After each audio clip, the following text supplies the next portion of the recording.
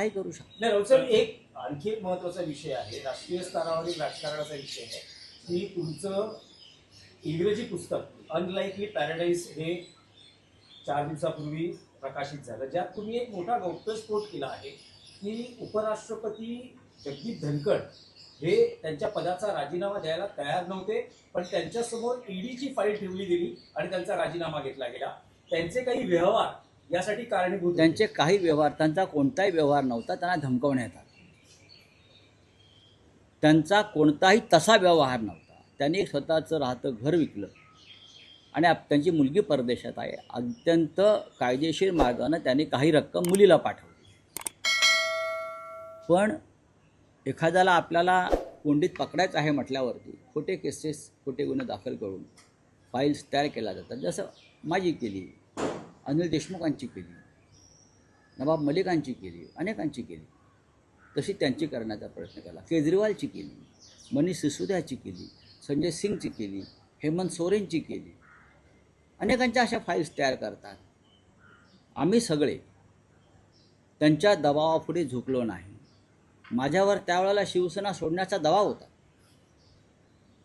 हा दबाव कोणी आणला होता की तुम्ही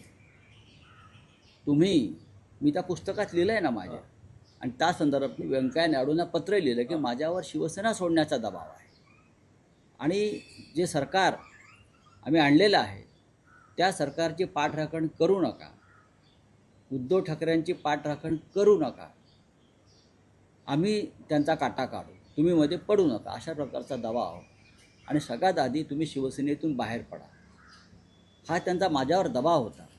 मी म्हटलं तुम्ही किती दबाव आणला तरी मी माझा पक्ष सोडणार. तुम्ही सोडली असती तर नक्कीच नक्कीच त्यांनी तसं मला स्पष्ट सांगितलं की मोना, तुम्ही माझ्या पुस्तकात वाचलं असेल की ईडीच्या मुख्यालयातसुद्धा मला गेल्यावर तुम्ही ताबडतोब वर बोलून घ्या.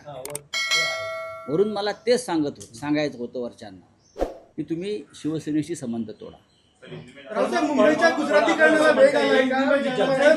त्याच्यामुळे एक लक्षात घ्या, तेव्हा तुम्ही जे म्हणताय ना हा प्रश्न, काही हितचिंतक म्हणतात मी शिवसेनेतून बाहेर पडणार.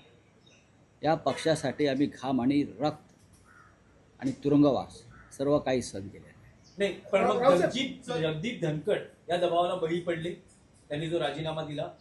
शक्यता नाकारता येत नाही.